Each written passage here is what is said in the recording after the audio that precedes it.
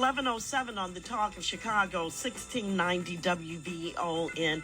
My name is Perri Small, and you're listening to Midday Madness. And as you all know, I have been very excited about this upcoming segment. Number one, Taryn Finley, who who writes for the Huffington Post, specifically Black Voices, which I read every day. It is part of my prep every day of my life that I'm coming on the air. And I've been watching Taryn and reading her byline for a minute now. And she came up with this wonderful idea. Her HuffPost came up with this idea to talk to several Black teens about the issues that matter to them most. They're creating their own rules in a society with systems that have failed them time and time again.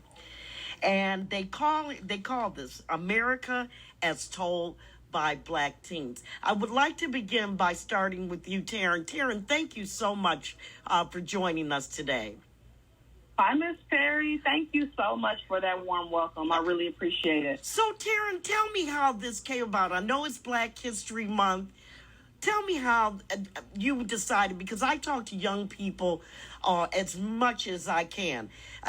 But this Generation Z, who was born anywhere between 1997 and 2012, which I still can't wrap my brain around because I was born in 1959. But anyway, what was it like talking to these kids for you? And how did it come about that you would even, just take a shot at this? Yeah, I love that question. I always am so inspired by teens. I find even inspiration in my own teenage years. I think as we kind of, sat in the pandemic and reflected, I think a lot of us, did some healing within our teenage selves or our childhood selves. They say parent your inner child and all of that. And I think in that I thought, okay, what did I need the most as a teen? And I needed to be heard.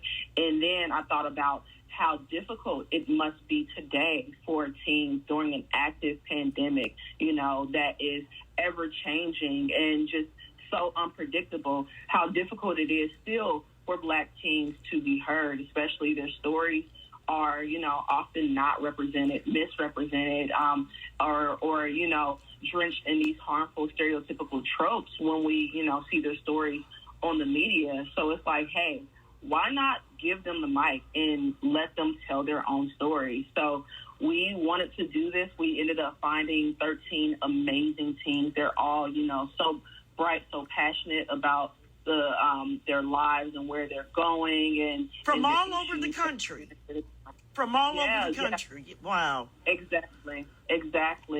And it was really an honor because it would be easy, to say, hey, the media hasn't told my story before. Why should I, try to now? But Gen Z, the power is really in their hands. They're telling their own stories. They're, turning social media. They're, really creating their own platforms. And as far as like actual media house platforms, we're catching up to telling their story. Right. So, one of the things that concerns me most as I go to talk to Eden and Jada is the adultification. We talk about the adultification of Black girls and Black boys all the time on WVON. And there's nothing we can do that's going, you can tell the difference between an Eden and Jada as, from, some other people that are on something completely different from what they are. But they group all our children together.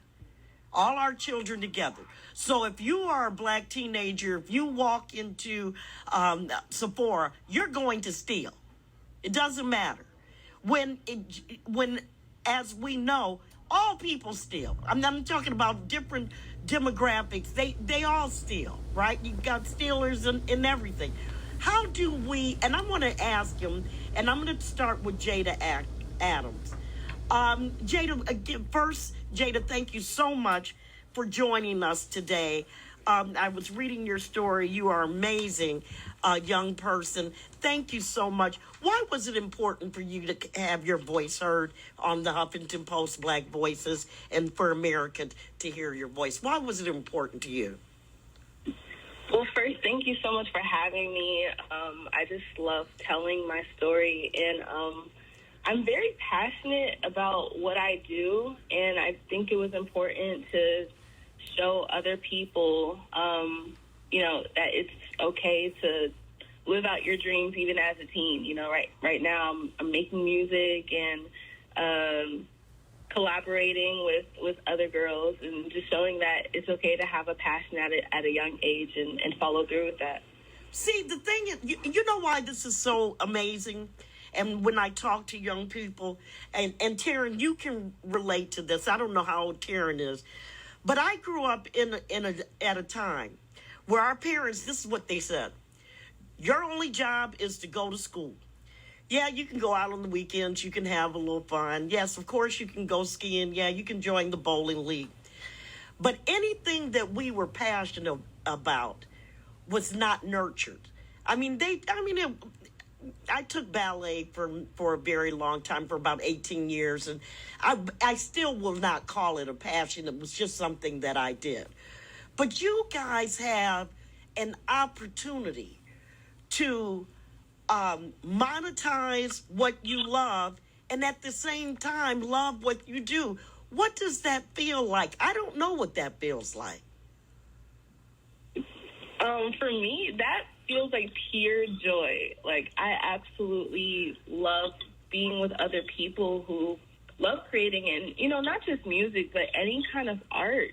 Like, when you get together with other girls or, other teens, creating together is just like the best feeling in the world, especially when it's something that I truly believe that I'm meant to do. And I'm just so grateful to have parents who have nurtured that for me and who have created a space where I can kind of be myself. What is life? You're 18 years old and you're from Columbia, South Carolina. What is it like growing up in Columbia for you? What has your experience been?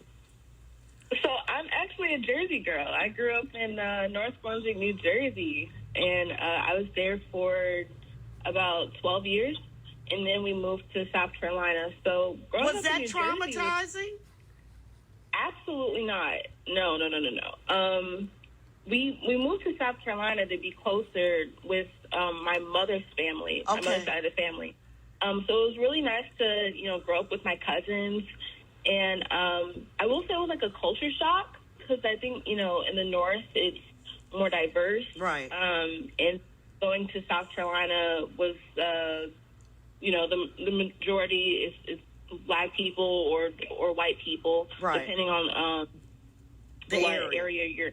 Yeah. Right. So it was definitely a culture shock for me to be around more Black people, but I think it was necessary for helping who I am as a person today, because I was able to, discover more about my history and, my culture. Oh, that is awesome. So when we come back from the break, right now we've talked to Jada Adams. She's an 18-year-old from South Carolina, but by way of New Jersey. And we're talking to Taryn Finley, who writes for the Huffington Post Black Voices. And let me just tell you guys, if you never have logged in to Black Voices Huffington Post, you're missing something. Some of the best essays, Taryn, have come out of Black Voices and Huffington Post in general. I love, it's personal. I love that so much, and I learned so much, and give me a lot of content for my show. So thank you for that. When we come back, we're going to talk to Eden Wilson. Eden is 15. She's from right here, Chicago, and she's a computer science whiz. We'll be right back. All right, it's 11:25 on the Talk of Chicago, 1690 WVON. America as told by black teens.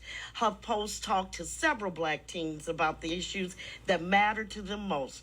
They're creating their own rules in a society with systems that have failed them time and time again. So we've talked to Jada Adams and Taryn Finley, who I'm a fan of her work at the Huffington Post, and now we're going to meet Eden Williams, who is right here from Chicago. Eden, welcome to the show. How are you this morning? Hi, I'm good. How are you? Oh, God, you guys sound so grown up. Eden, you are 15 years old, and you are a big computer science whiz. Where did you grow up in Chicago, or are you growing up? Are you on the south side, west side, north side? Where? So I actually grew up in Southeast D.C., and I moved here a little bit more than 2 years ago, and I live on the south side in Hyde Park. So what was that like for you? You know, I always found when my mother and father bought a home, and all I had known was Lake Meadows, which was, you know, just a bunch of high rises. And we moved. I was traumatized because I loved, you know, high rise living. Did you have any trauma, or did you have, because my parents didn't even tell us we were moving. We just looked up one day and we were in this new house. I just wanted to know, what was it like for you to make that transition from DC to Chicago? I will say it was a little bit traumatizing, but not too much. Okay. So our neighborhood in DC, it was a little rough, but I liked it there. It was kind of quiet. We had like a single family house, and it's the only place that I ever knew. Right. And then when we moved to Chicago, we were still in a relatively quiet neighborhood. We were living in an apartment, and I had never lived in an apartment before. Wow. So just getting used to that and going from being homeschooled my whole life to going to public school, that was one of the biggest things that was a shock for me. Mm-hmm. Just learning how to be in an environment with other kids all the time. I mean, I always had friends and I was always doing extracurriculars, but being in school for like the whole 8 to 3, I wasn't used to that. So it took me a while. No, I was going to ask you, would you change the fact that you were homeschooled, and as you look back on it now and now are in school, do you regret being homeschooled, or are you resentful of being homeschooled? Do you wish you would have gone to school, or how do you feel about it? I know when I was younger, I always wanted to go to school, but looking back, I actually really enjoyed homeschool, and I also really enjoy going to public school. They both have their benefits, because when I was younger, I was always able to go out and do things during the day. I could go to homeschool gymnastics classes so that I could go earlier in the day and didn't have to spend time at the end of the day doing it. And I just had a lot more time to develop my skills and, you know, do my YouTube channel. To explore what you enjoyed. That makes a lot of sense to me. So, Taryn, we're coming up on our news break. So let me just say, I'm impressed. This is just two of so many of the young people that voices were heard. So what I want to do when we come back, I want to ask them. I'm going to ask them questions. I want to ask them about social justice. I want to ask them about how do they feel about racism, or if they've experienced racism. I want to ask them, do they care about voting? Is it important? Do they have any interest in politics whatsoever? So, Taryn, I just want to thank you again for bringing all of these young people together. And we can go to Huffington Post and look it up. And you can also find Taryn on social media. And what I'll do is, before we leave, I will make sure that, Taryn, you give out your information. These young ladies are just amazing, Taryn. Thank you. Aren't they? I mean, they're more points than I have. I mean, they are women of grace already. Mm-hmm. All right, then it is 11:30 on the Talk of Chicago, 1690 WVON. I'm going to ask them, do you care about politics? What does voting mean to you? And I hope they're very honest with their answers. What do they think about red states and blue states, or do they even care? Stay with us. We'll be right back. All righty then. We have America as told by Black teens. My name is Perri Small, and you are listening to Midday Madness. And I'm so happy to have Taryn Finley from the HuffPost, and of course Eden Wilson, who's 15, and Jada Adams is 18, and Eden is actually living here. All right then. We're all very political if you're around WVON. So I have to ask you, Eden at 15 years old, because when I was a kid, politics was a spectator sport. Always has been a big part of my family's life. I used to watch my parents and grandparents argue about different things that came on the television. Do you have any interest locally or nationally about politics? Is that something that you have an interest in? I think that I would probably be interested in pursuing politics in the future, mostly for advocacy purposes, because I have so many issues that I care about, especially in education. Mm-hmm. So that might be something that I'm interested in. But right now, I just make sure that I'm always politically aware. I read my newspapers every morning, like New York Times, Huffington Post, stuff like that. And my parents have always made sure that I am socially aware and I know what's going on, so that if I'm having a conversation, that I know what I'm talking about and I'm well informed. Jada, what about you? For me, since I guess 9th grade, I was in a special program, and so we had different classes where we talked about global issues. Mm-hmm. So I won't say that politics is necessarily something that I've been interested in, right? But it's something that I am aware of, and that I'm aware that it impacts our society. Did you guys, I'll start with you, Jada, did you care when you saw the assault on the U.S. Capitol on January 6th? What were your feelings? So I was home on virtual classes, and I saw it on my phone, and it was actually almost funny in a way, where it didn't feel like real life. Okay. Because you see this giant government building, and it was absolutely insane that it was able to be taken over like that, so easily. We actually talked about it in my AP government class, that next day, and had a conversation about it. So it was just a really insane moment to witness that. So yeah. What did your classmates say about that? You in your AP class? What was the conversation?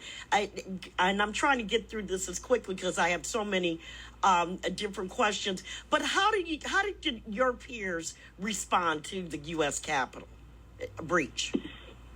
I remember a lot of my peers saying that they were almost scared that something like that happened, because if that can happen to something as quote unquote protected, like a government building, it can happen anywhere. It's almost promoted by political leaders.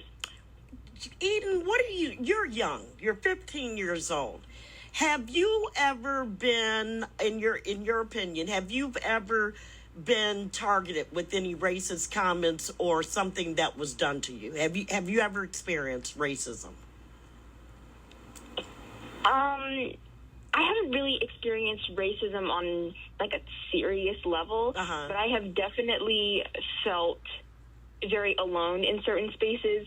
So I am a rhythmic gymnast, and rhythmic gymnastics is a European sport. It's mostly dominated by Eastern European people, like Russian and Bulgarian, and there are no black people in rhythmic gymnastics. Right. I am the only black girl at my gym. They all speak Russian, and I don't. I started learning, actually, because I felt left out, and I was like, I'm not just going to sit here and not understand or not get as much feedback as I can. So I started learning Russian so that I could keep up. And I do feel alone sometimes being the only Black girl in the room, but it's also motivating because knowing that if I succeed, then I can help bring more Black girls into sport, and I won't feel alone then, and they won't feel alone either. Then I feel like I could really make a change. What about you, Jada? Have you ever been targeted in what you thought was a bias or racism, and what did that feel like for you? I am blessed to say that I've actually never been targeted by any racist comments. I think that being around other Black people in South Carolina, I was able to just have a community where I was accepted for who I am. So I'm very blessed to say that. Well, that's absolutely wonderful. But you know, live long enough and you'll see it, and you'll recognize it when it's happening. And so I wanted to ask you guys, what is your future? Eden, what do you see your future to look like? Because was it you that wants to coach gymnastics at the Special Olympics one day? What does your future look like? In my future, I would like to double major in computer science and special education so I can learn how to use technology to help meet the individual needs of students with learning disabilities and become a special education teacher. After I go to the Olympics, hopefully in 2024 or 2028, I would like to become a rhythmic gymnastics coach for the Special Olympics and become a philanthropist. Why do you have such an affinity for the Special Olympics and people that have disabilities? Where does that come from? I really sparked my interest when I joined Chicago Teen Mentors, which is a tutoring program for high school students to elementary school students. And my tutee had a learning disability. Okay. And he was in fourth grade, but he didn't know how to read yet. So I have been teaching him how to read, and just figuring out how he learns and what will just spark something for him is really interesting to me. And, you know, after I've been working for him for over a year now, he went from barely knowing the alphabet to being able to sound out words and read sight words, and he's really blossoming now. So I want to see how I can do that for other people and just help lift up people with disabilities. And Jada, what does your future look like? My future looks like writing in the studio with some of my favorite artists like Beyonce. Like I said before, I love creating music. I'm an artist. I have music out on streaming platforms. So just being able to be in the studio with, some people and create and write music, that's my dream. Jada Adams and Eden Wilson, you are remarkable girls. I don't want to call you young women because I think that Jada, because you're 18, but I want you all to be able to enjoy your youth while you have it. And we have enough adultification of and other tropes, as Taryn wrote in the article, that we place on Black boys and Black girls, specifically Black girls. So thank you so much for just being who you are. You guys are wonderful. And Taryn, tell our listeners what you hope they take away, not only from this interview, but what is in the HuffPost. What do you want people to know about these young people?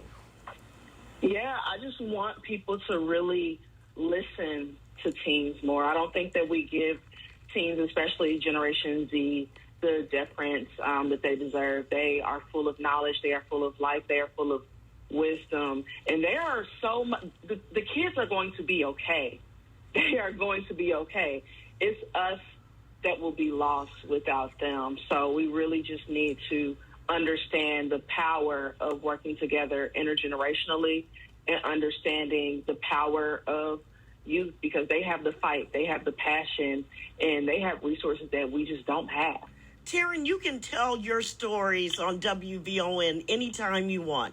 This was awesome. Thank you so much. I really appreciate it. I mean, I'm serious. I mean, whenever, if I come across something, I'll get in touch with you. But if there's something that you're passionate about and you want more people to know about it, please don't hesitate to call Sonia or call me here, because you have been remarkable. And I just think this was a great project. Thank you so much. I have the invitation. I'm definitely going to use it. Y'all got my info, so this will not be the last time. All righty then. Thank you so much.